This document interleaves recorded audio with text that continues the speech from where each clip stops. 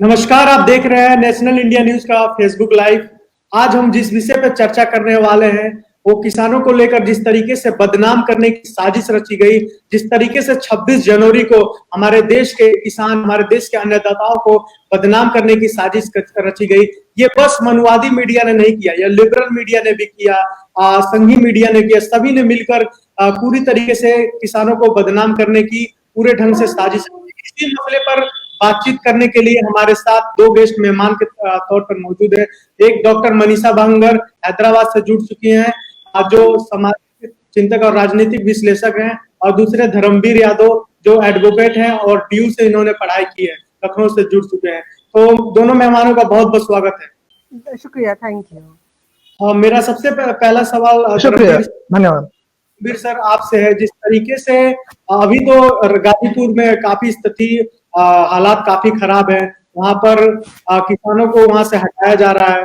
किसान बहुत परेशान है। रात में बिजली बंद कर दी गई थी, सुबह पानी बंद कर दिया गया था, वाटर बंद कर दिया गया था, टॉयलेट उनके हटा दिए गए थे।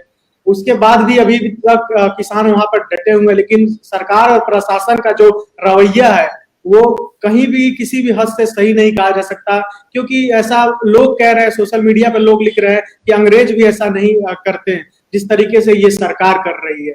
तो इसको लेकर सबसे पहले आप क्या सोचते हैं? और दूसरी सबसे बड़ी बात, जो ये मीडिया ने जो खेल मीडिया जो दिखा रही है, 63 दिनों से 62 दिनों से मीडिया शांत थी, किसान शहीद हो रहे थे, उस पर इन्होंने कुछ नहीं बोला। इतने प्यार से किसान झंडा फहराने लाल किला तक जा रहे थे, दिल्ली के सड़कों पर जा रहे थे, इसको नहीं दिखाया। लेकिन वहीं पर लाल किला पे कोई अराजक तत्व आकर कुछ गलत कर देते, उसकी आड़ में पूरे किसान को बदनाम किया गया, जहर पूरे देश में जिस तरीके से भरा गया। सर, इस पर आप क्या कहेंगे पूरे इस प्रकरण पे? देखिए, इस प्रकरण पे तो मतलब जो बात है वो है, आप जो मीडिया की बात कर रहे हैं, तो मतलब मीडिया के बारे में तो अब बात करना ही बेमानी है। वो दरअसल वो मीडिया रही नहीं गया है, ठीक है।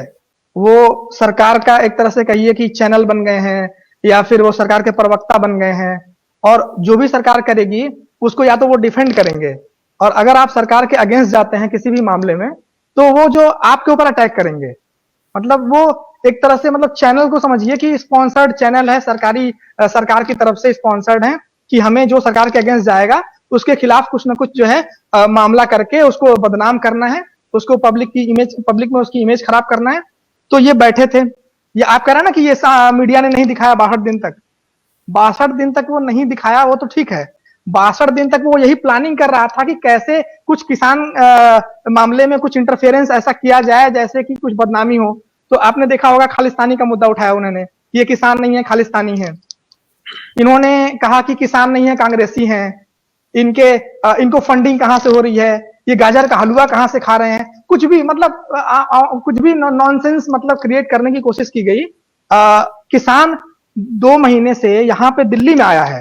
ये देखिए, ये बात समझने की बात है कि 2 महीने से वो सिंघू बॉर्डर पे आया है, वो टिकरी बॉर्डर पे आया है, गाजीपुर बॉर्डर पे 2 महीने से आया है। इसके पहले वो पंजाब में 4 महीने से प्रोटेस्ट कर रहा था, तो किसी ने नोटिस नहीं किया, उनके किसी मुद्दे पे कोई सुनवाई नहीं हुई, उनको मजबूर होकर आना पड़ा।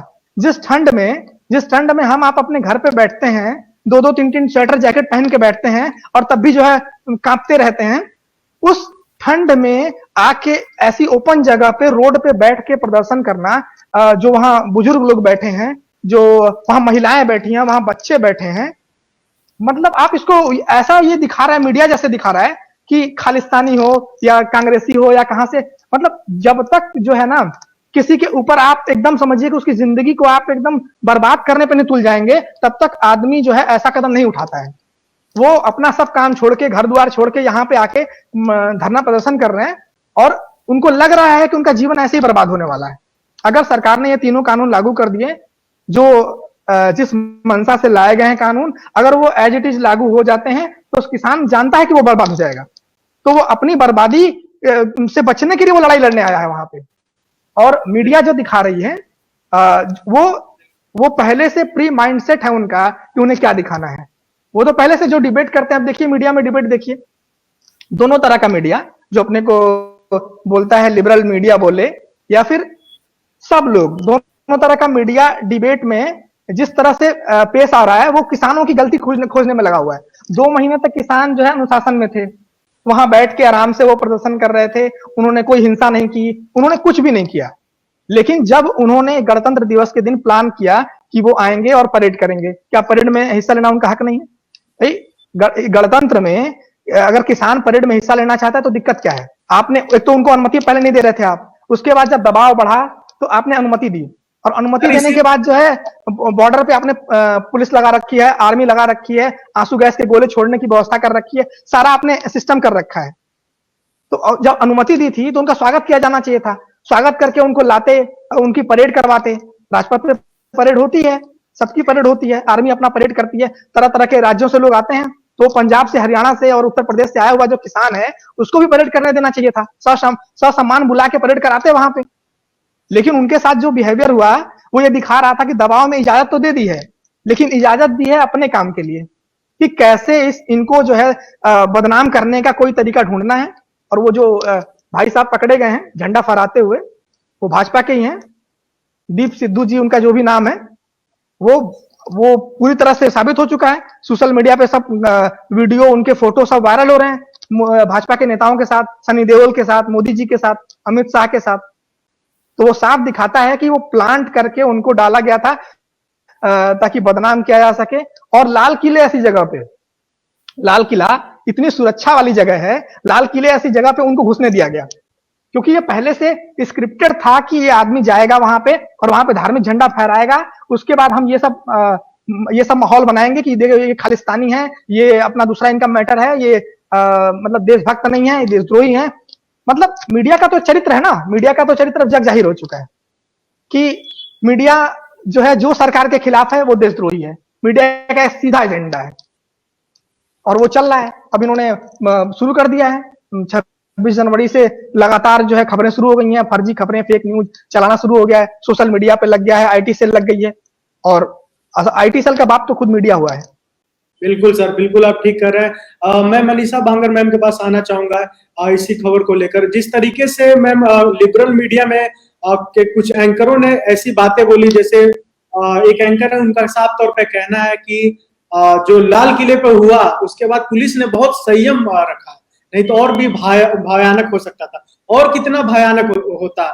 आईटीओ में आंसू गैस के गोले छोड़े गए, अन्य जगह दिल्ली में गोले छोड़े गए, लेकिन लाल किले पर संयम क्यों रखा गया? लाल किला तो बहुत बड़ी बात होती है, लाल किला पे बहुत ज्यादा सिक्योरिटी थी, खासकर 26 जनवरी के दिन। वहां पर संयम और इतनी भयानक चीजें हो गई, और कितना भयानक होगा? मैम इस सभी चीजों को आप कैसे देखती हैं? देखिए, सबसे पहले तो ये बात है, मेरी आवाज आ रही है आपको?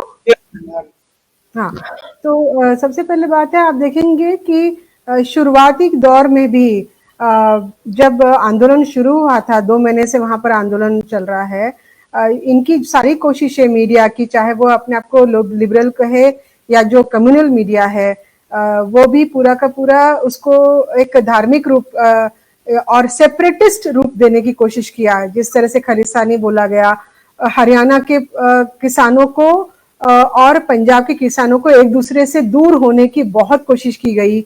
वहां पर जाति का मामला लाकर कि जाट बनाम पंजाबी जाट, इस तरह से लाया गया।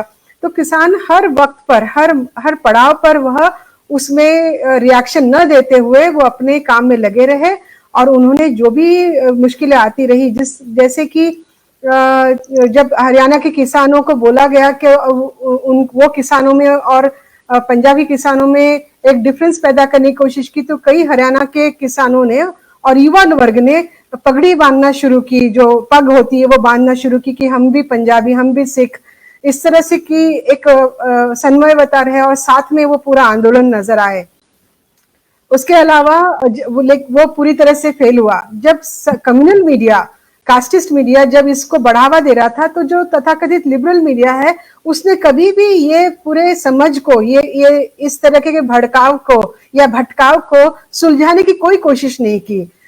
एक आध दो शायद प्रोग्राम किए होंगे, लेकिन उसको नलीफाई करने के लिए, पूरी तरह से न्यूट्रलाइज करने के लिए और सही चीज दिखाने के लिए कोई कोशिश नहीं की। इतना ही नहीं, वहां पर आप देखेंगे कि तकरीबन आज उनके चैनल्स लोग दिखा रहे हैं कि पुलिस लोग जो वहां से कूद कर जिनकी मरहम पट्टी करने के लिए अस्पताल में भर्ती हुए हैं, वहां पर मीडिया जाके उनसे बात कर रही है।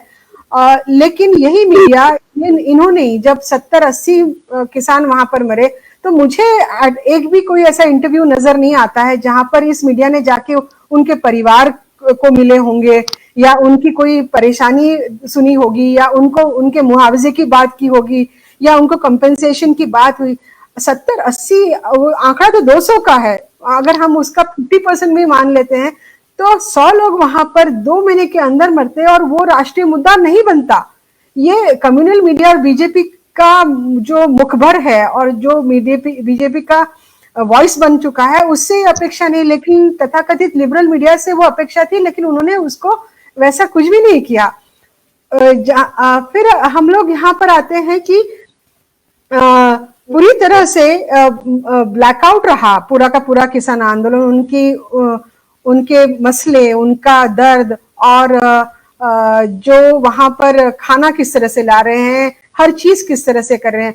मुझे लगता है कि अगर प्रोग्रेसिव मीडिया सही मायने में प्रोग्रेसिव होता और लिबरल होता, तो हर जो भटकाव और भ्रमकता और उसको बदनाम करने की हर वो जो कोशिश की थी, जैसे कि उनको सवाल किया गया कि वो पैसा कहाँ से ला रहे हैं, तब हमने देखा है कि सोशल मीडिया के जरिए वहां पर जितने भी किसान और खासकर पंजाब के किसान लोग थे, उन्होंने अपने तमाम मतलब 150 से ज्यादा तादाद में अपने फेसबुक पेजेस और सोशल मीडिया चैनल्स खोल के रखे, जिसके जरिए वो बता रहे थे कि हमको बहुत क्लियरली बता रहे थे कि हमको हमारे जो रिश्तेदार है दूसरे देशों में वहां से आ रहा है, हमारे जो परिवार बैठे हुए हैं अलग अलग यूपी से लेके तो राजस्थान तक वहां से आ रहा है। उन्होंने कोई चीज छुपाने की कोशिश की नहीं, लेकिन ये जो उनके बारे में झूठ फैलाया गया, इसको वो पूरी तरह से न्यूट्रलाइज प्रोग्रेसिव तथाकथित प्रोग्रेसिव मीडिया, सेक्युलर मीडिया कर सकता था और उनकी सहायता कर सकता था इस बात में,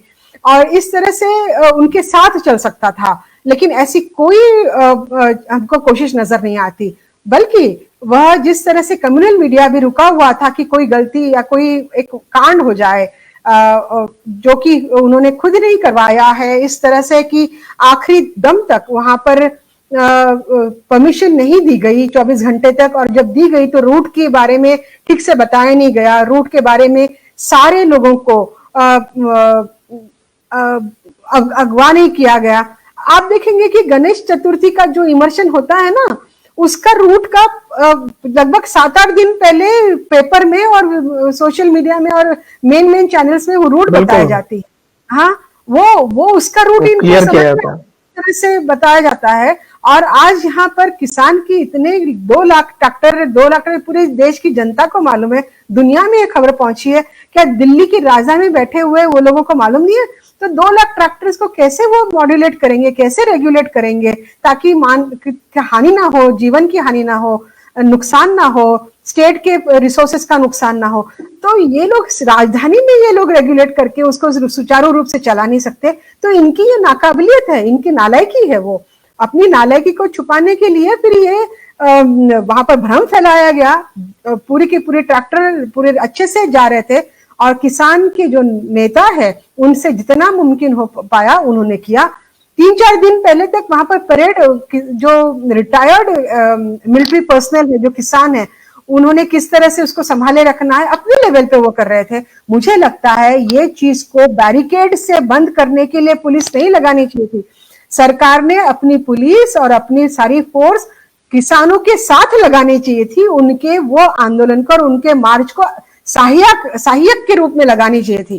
किया क्या इन्होंने? उल्टा जानकारी नहीं दी और ऊपर से बैरिकेड्स लगा दिए। और जहां तक भ्रामक तत्वों की बात आती है, बहुत ही ये चीज इतनी आसानी से समझ में आती है। जो लोग भी एक भगवा चश्मा ना पहना अगर किसी ने हो तो उसको साफ नजर आएगी। आप देखेंगे ये दीप सिद्धू वाला इंसान सडनली कुछ दिन पहले उतर आता है, अचानक से माहौल में।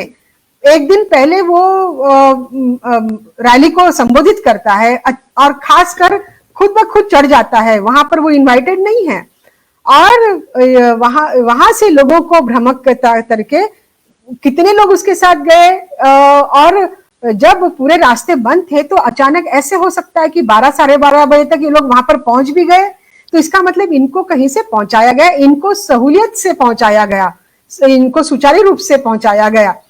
वहां पर वो कह रहा है कि पहले से लोग मौजूद थे, तो उसके कहने पे, एक व्यक्ति के कहने पे ये करे, लेकिन अपनी इंटेलिजेंस ब्यूरो के ऊपर, अपने इंटेलिजेंस सर्विस के ऊपर इनका कोई विश्वास नहीं रहा, ना ही मीडिया जो बड़ी तहकीकात और कहाँ की बातें इनको पता चल जाती है, पुलवामा के अंदर और दूसरे बॉर्डर में और चाइना के बॉर्डर की इनको बातें पता चल जाती है, अपने देश के अंदर लाल किले में क्या हो रहा है इनको खबर नहीं थी। तो और आज की तारीख में फिर वो एक बहुत ही बायस्ड नजारा दिखा रहे हैं, जहां से ट्रैक्टर सुचारू रूप से चले हैं, जहां से शुरुआतें हुई है वह नहीं दिखाया, सीधा ये लोग डायरेक्टली आ गए आईटीओ पे और डायरेक्टली बाद में लाल किले पे आए, और वहां पर उन्होंने एक तरफा न्यूज बताई, पुलिस और पुलिस कर्मियों का बताया, लेकिन किसान और उनके किसान कर्मियों की जो हानि हुई है और उनका जो नुकसान हुआ है यह नहीं बताया। तीसरी बात आती है मिली भगत की, और मुझे तो मिस्टर योगेंद्र यादव का वहां पर प्रेजेंस ही बहुत अजीब लगता है। ना ही वो वहां के नेता है, ना उनको बकायदा पहले तो नेता के रूप में एक्सेप्ट भी नहीं किया था, उनको आने नहीं दिया था, उनको मना कर दिया था। उसके बाद वो वहां पर पहुंचते और एक तीसरे एक एजेंडे के तहत वहां पर पहुंच के घुसपैठ करके वो सडनली वहां पर बोलते क्या है, फिर माफी क्या मांग लेते हैं। तो ये तमाम चीजें जो है, जो एजेंसी किसानों के हाथ में और उनके पूरे अंतर्भाव के साथ में, जो उनके बीच में भी जो अलगाव होगा या जो डिफरेंसेस ऑफ ओपिनियन होंगे, फिर भी सबकी सहमति बनी थी कि उनको मार्च निकालना है और उन्होंने अपना प्रदर्शन करना है, दिल्ली पे आना है, और परमिशन मिली इसलिए वो आए। तो ये सारे मामलात को मुझे लगता है कि इस तरह से बरगला गया, और इसमें लिबरल मीडिया का जो अपेक्षा थी उसके तरफ से दिखाने की उन्होंने बिल्कुल भी नहीं किया। बकायदा वह उसी तरह से पेश आए, एक तरफा स्टोरीज दिखाई और सारे सवालात किसानों के ऊपर ही चलाते रहे, और उनको बहुत दुख होता रहा कि लाल किले के ऊपर कैसे चढ़ गए।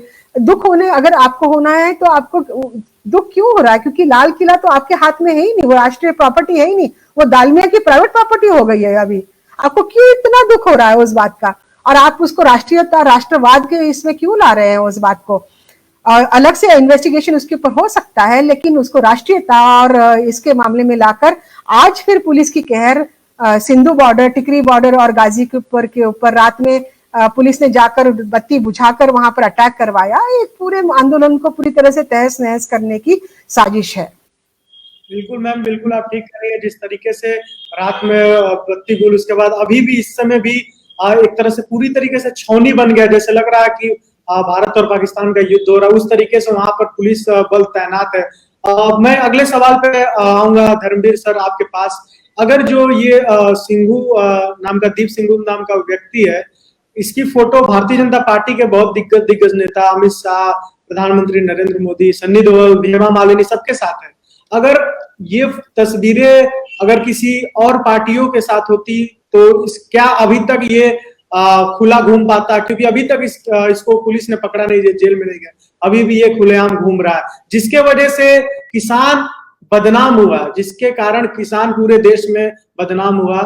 तो उसको अभी तक आखिर जेल में नहीं बंद किया गया। और जो किसान नेता है, जो आम किसान है, जिनको सबसे ज्यादा दर्द है, जैसा कि मनीषा बांगर मैम ने बोला कि किसानों को सबसे ज्यादा दर्द है, उनको पकड़ा जा रहा है। उनके ऊपर अभी जस्ट अभी 10 मिनट पहले 133 का धारा के तहत नोटिस भेज दिया गया सभी किसानों के ऊपर जो गाजीपुर में मौजूद है। वहां धारा 144 भी लगा दिया गया, लेकिन उस दीप सिंधु को आखिर क्यों अब तक कुछ नहीं किया गया? देखिए, इसका जवाब ये है कि आपको याद होगा, ये दिल्ली में जब दंगे हुए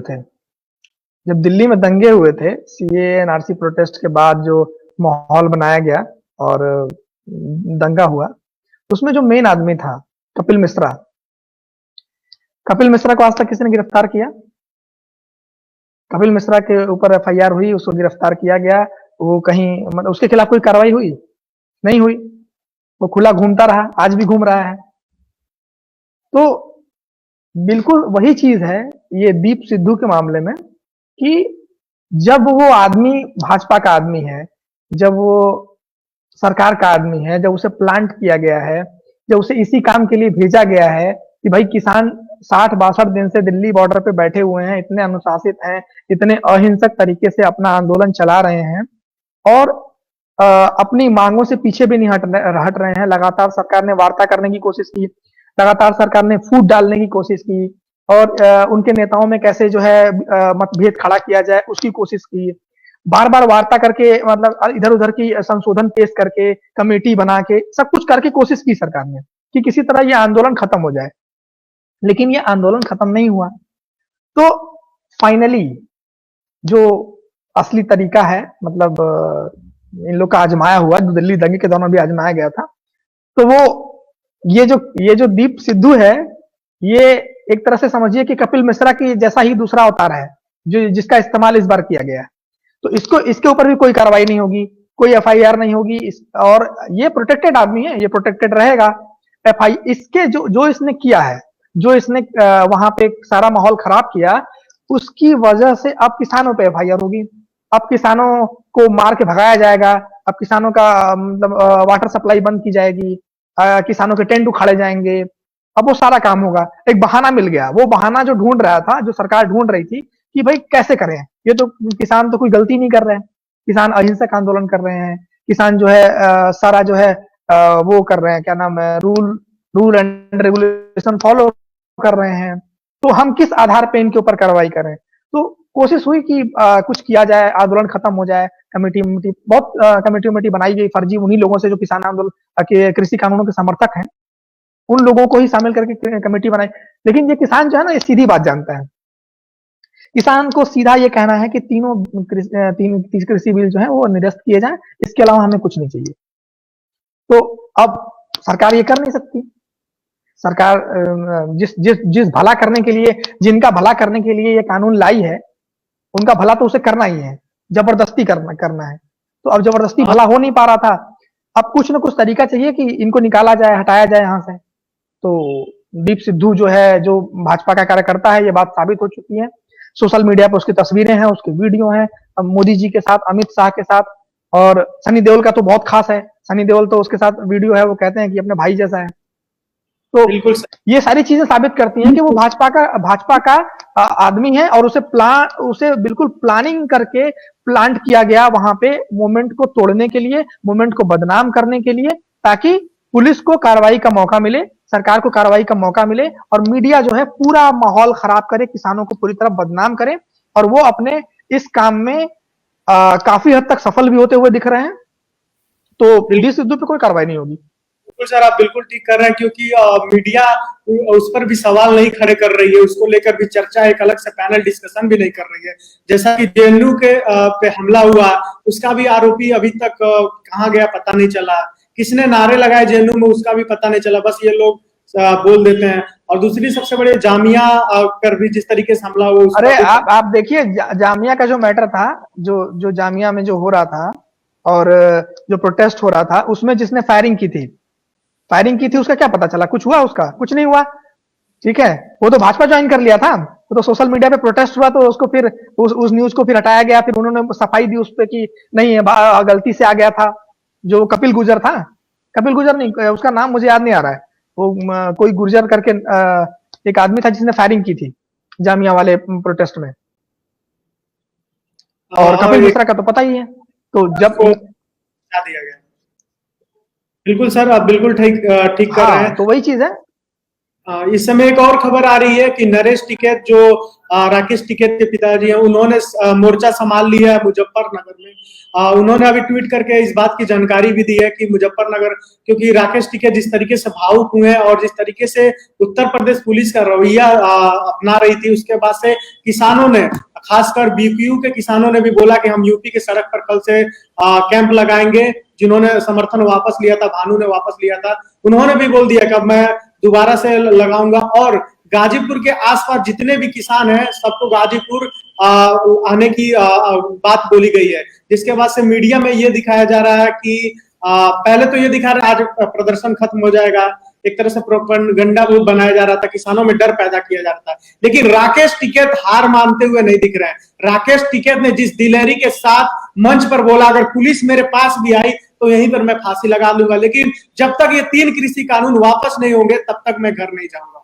इसको लेकर किसानों में एक अलग अभी उत्साह आया है। किसान धीरे धीरे आ रहे हैं और किसानों का हौसला गाजीपुर बॉर्डर पर देखने लायक है। सरकार को भी कहीं ना कहीं ये मानना पड़ेगा और सरकार को ये समझना पड़ेगा कि जब तक अब ये 3 कृषि बिल कानून वापस नहीं होगा, ये किसान भाई हमारे जाने वाले नहीं है। चाहे कितना भी मीडिया प्रोपेगेंडा बना ले, चाहे कितना भी मनुवादी मीडिया, संघी मीडिया, लिबरल मीडिया कितना भी चाल साजिश कर ले, लेकिन जो किसान है वो टूटने वाले नहीं है। क्योंकि राकेश टिकैत ने एक बात बोली है आज कि जो लोग हमारे खिलाफ है उनको मैं बता देना चाहता हूं, जब तिजोरी में अनाज को कैद कर लिया जाएगा तब हमारी याद आएगी, तब इस आंदोलन की याद आएगी। उन्होंने बहुत बड़ी बात कही थी और वो भावुक होकर रोने भी लगे थे क्योंकि वो पता है कि इस आंदोलन, इस जो ये कानून है, इससे हमारे देश की क्या स्थिति होने वाली है। वहीं बहुत सारे नेता, कांग्रेस के भी एक नेता ने बात बोली है कि अगर ये कृषि कानूनों को अगर पूरा किसान, देश का हर किसान अगर सही ढंग से जान ले तो इस देश में का हर किसान दिल्ली की सरहदों पर तैनात होगा। तो मैम जाते जाते एक आखिरी सवाल मैं आपसे करना चाहूंगा कि एक एंकर है जो हमेशा बोलते हैं टीवी नहीं देखने की सलाह देते हैं, न्यूज चैनल नहीं देखने की सलाह देते हैं और बहुत बड़ी बड़ी बातें बोलते हैं, लेकिन उन्होंने अभी जिस तरीके से उन्होंने रिपोर्ट दिखाई है उनके बारे में क्या कहेंगे? मैं तो लिबरल मीडिया के बारे में ऑलरेडी कह चुकी हूँ और मेरे पहले वाले जवाब में मैंने बहुत विस्तृत से आपको बताया। बहरहाल ये बताने की मुझे जरूरत है कि ये जो सत्ता केंद्र है मीडिया, प्रोपेगेंडा का जो केंद्र है, यह इसके तह में जाना चाहिए। वो सत्ता केंद्र किन लोगों के ओनरशिप में है, कौन उनके आका है, कौन उसको चला रहा है। हम लोग एंकर लोगों के हाथ में कुछ नहीं होता है। वो एट द मोस्ट अपनी फॉलोइंग बना सकते हैं, वो एट द मोस्ट अपना कुछ फेसबुक पे ज्यादा 1000 लाइक्स, कुछ मिलियन व्यूज, ऐसा कुछ कुछ कर सकते हैं, मगर वह उनके पास जो स्क्रिप्ट आती है, जो उनको बोलना होता है, वो जो उनको दिखाना होता है, पूरी स्क्रिप्ट, हमको लगता है कि वो कुछ अपने मन से बोल रहे हैं, लेकिन वो टेलीप्रॉम्प्टर पे बोल रहे होते हैं। वहां पर वो पूरी एडिटोरियल टीम, 10 लोगों से ज्यादा की टीम होती है, वो उनको स्क्रिप्ट रेडी करके देते हैं। उसके पीछे की मंशा, उसका डायरेक्शन, उसकी ट्रैजेक्टरी और उसका क्या ओपिनियन बनाना है, ये पूरा तय होता है। उसके बाद एंकर हमें ही लगता है कि एंकर ही सारा कुछ है। एंकर कुछ नहीं है वहां पर। Anchor is not a hero, neither a zero, he is one of the medium, that is all. तो यह सबसे पहले बात हम लोगों को लेना पड़ेगा वो। और मैं समझती हूँ कि पत्रकार इतने सारे धागे डोरों से बंधा हुआ है कि वह क्रांतिकारी नहीं हो सकता, वो हीरो भी नहीं हो सकता, क्योंकि और खासकर प्राइवेट सेक्टर में जो है और कॉर्पोरेट सेक्टर में जो है, कॉर्पोरेट सेक्टर का पत्रकार तो बिल्कुल भी नहीं हो सकता, बिल्कुल भी नहीं हो सकता। तो यह तमाम चीजों को समझने की जरूरत है। दुख की बात भारतीय समाज और भारतीय गणतंत्र और भारतीय लोकतंत्र के लिए यह है कि जो तथाकथित मीडिया है, यह एक ऑफशूट विंग बन गया है। जैसे भाजपा की विंग है किसान मजदूर संघ, जैसे आरएसएस की विंग है बजरंग दल, एक ये और वाहिनी, ये वाहिनी, वो वाहिनी। तो ये जो मीडिया है, जिसको मीडिया कहते हैं, ये एक वाहिनी बन गया है या एक बजरंग दल टाइप का बन गया है। इसको आप ही कुछ नाम दे दो, या हनुमान दल बन गया है या और भी कुछ बन गया है इनका, इस तरह का सही नाम दिया आपने। हाँ, ये मीडिया नहीं रहा है अभी।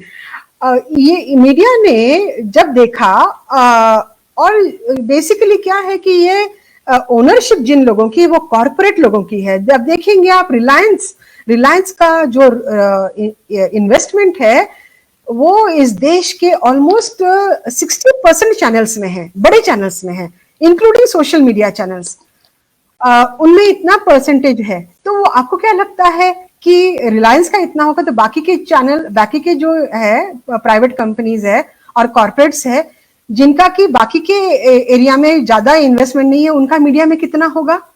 कई ग्रुप्स है, दैनिक जागरण अपने आप में बहुत बड़ा ग्रुप है और तमाम ग्रुप है, इन लोगों का सबकी स्टेक्स वहां पर है। तो इन सब they are owned by them. उसके भी अगर आप पीछे जाते हैं, तह में जाते हैं, एक और परत निकालते हैं, तो ये सारा का सारा जो वर्ग है, यह है वही वर्ग है जो गोयनका का पहले चलता था प्रिंट मीडिया।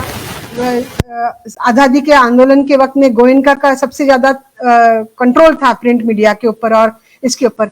वही लोग आज भी कंटिन्यूसली उसको कंट्रोल कर रहे हैं और उन्हीं के स्टेक्स, किसी का 10%, किसी का 20%, लेकिन सबने अपना इन्वेस्टमेंट इलेक्ट्रॉनिक मीडिया में भी करके रखा हुआ है और यही लोग रूल कर रहे हैं। तो एक वर्ग के मायने में उच्च वर्णीय तथाकथित वर्ग जो है, बनिया वर्ग है, ठाकुर और राजपूत वर्ग है और ब्राह्मण वर्ग है, यह सब लोग लागत के मामले में, ओनरशिप के मामले में और एडिटोरियल जो बनता है, जो लिखा जाता है स्क्रिप्ट, उसके मामले में और क्या ओपिनियन बनाना है उसके मामले में, दिमाग और पैसा दोनों से ये वर्ग अपने के हाथ में वो है और उन लोगों की ही संरक्षण करना है। उन्हीं के लोगों को एग्रो इंडस्ट्रीज में आना है, उन्हीं के लोगों को एग्रो बेस्ड प्रोडक्ट्स का मार्केट बनाना है। तो जाहिर है कि वह लोग अपने हित की बात करेंगे। तो हमारी अपेक्षा इन लोगों के तरफ से होनी नहीं चाहिए। यह हमको सबसे पहले समझना होगा।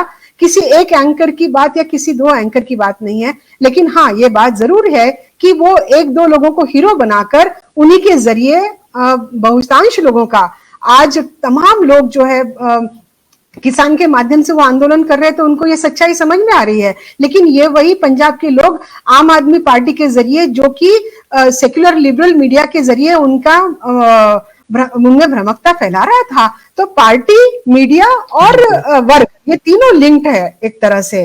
तो इनके धागे दोरे हमको समझने चाहिए, इनके कनेक्शंस हमको समझने चाहिए। और इनके हक में और एक बात गई हुई है, वो है न्यायालय और इन लोगों ने मिलकर जामिया मिलिया के वक्त में और SC/ST एट्रोसिटी एक्ट के आंदोलन के वक्त में, भीमा कोरेगांव के वक्त में, CA NRC के वक्त में, ये दोनों संगठनाओं जो संस्थानें हैं देश की, इन दोनों ने मिली भगत करके लोग तमाम चीजों को उलट कर दिया। लेकिन किसान, क्योंकि वो अन्नदाता के नाम से माना जा रहा है पूरे देश में, तो उसके खिलाफ ओपिनियन बनाना इनको बहुत मुश्किल हो रहा था। उनके खिलाफ मत बनाना बहुत मुश्किल हो रहा था। और आपका मत जब तक वो बनता नहीं है और उसके प्रतिरोध में आप जाते नहीं है, तो सरकार कुछ नहीं कर सकती है। तो किसान के खिलाफ में मत बनाकर ही वो कर सकती है जो उसको करना है, वरना लोग विद्रोह कर देंगे, वरना लोग मानेंगे नहीं सरकार की। इसीलिए मत बनाना बहुत जरूरी था और ये मत वो तभी भी नहीं बना सके जब न्यायालय ने उसको ऊपर स्टे लाया, उसको स्टे लाना पड़ा, उनको स्टे लाना पड़ा और एक कमेटी बनानी पड़ी।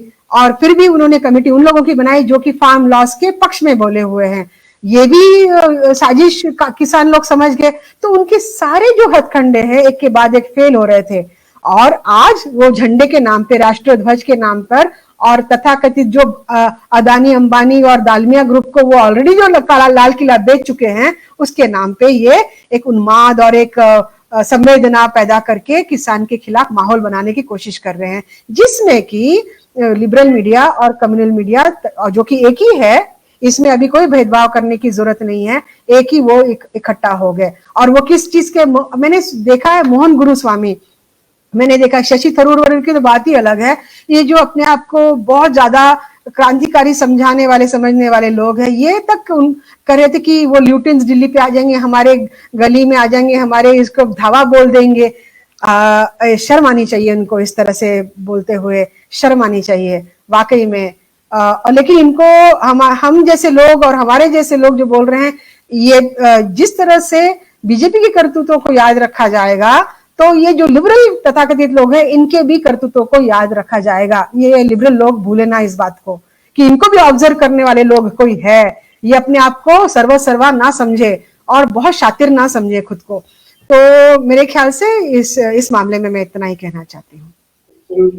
तमाम आप लोगों ने जानकारी दी, जो भी व्यूअर्स देख रहे हैं उनको समझ में जरूर आया होगा कि लिबरल मीडिया और जो कम्युनल मीडिया किस तरीके से लोगों के दिमाग के साथ खेलती है, लोगों के दिमाग को कैप्चर कर लेती है, जो वो चाहती है वो सोचवाना चाहती है। तो 62 दिनों से किसानों के लिए हमदर्दी था, लेकिन जिस तरीके से मीडिया ताक में बैठी थी कि कुछ ऐसा घटे कि हम उसका फायदा उठाएं, और उन्होंने जिस तरीके से स्क्रिप्ट कर ऐसा कुछ घटे, जबरन उन्होंने खुद ने घटवाया ताकि घटे नहीं उनको घटवाना था, उनको प्रॉपर प्लानिंग करके घटवाया उन्होंने, ताकि वह किसानों के खिलाफ जनमत बना सके। स्क्रिप्टेड तरीके चीज का वेट कर रहे थे, ऐसा लग रहा था कि वेट कर रहे थे इसी मौके के 62 दिनों से। जिस तरीके से 60 कैमरामैन वहां पर पहुंचे, ऐसा लग रहा था कि इसी मौके का उन्होंने वेट किया था। क्या मैं आप कुछ बता रही थी?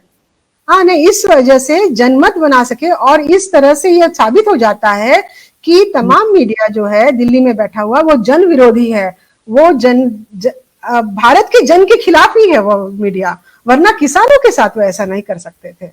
बिल्कुल मैम, दोनों मीडिया जन विरोधी और भारत के जन के खिलाफ, इसीलिए और साफ तौर पर आज देखने को भी मिला जिस तरीके से सिंघू बॉर्डर पर लोगों इकट्ठा हुए। ये भी कहा जा रहा था कि जो किसानों के विरोध में थे वो भारतीय जनता पार्टी के कार्यकर्ता थे, उनके भड़काने पर आकर धरना प्रदर्शन को खत्म करने की साजिश रच रहे थे। और इन्हीं सभी चीजों को लेकर आज हमने चर्चा की। जो आप लोगों ने जानकारी दी हमारे व्यूअर्स के लिए बहुत महत्वपूर्ण होगा, जरूर होगा, उनको भी समझ में आएगी दोनों मीडिया के बारे में। तो हमारे साथ बने रहने के लिए बहुत बहुत स्वागत डॉक्टर मनीषा बांगर मैम, धर्मेंद्र सर बहुत बहुत स्वागत तमाम समय देने के लिए। शुक्रिया, थैंक यू, शुक्रिया। ये वीडियो अगर आपको पसंद आया हो तो इसे लाइक करें, कमेंट करें, शेयर करें, और हाँ, हमारे चैनल को सब्सक्राइब करना ना भूलें ताकि देश विदेश से जुड़ी खबरें आप मिस ना करें, क्योंकि कोरोना काल में 2 गज दूरी, मास्क है जरूरी। नमस्कार।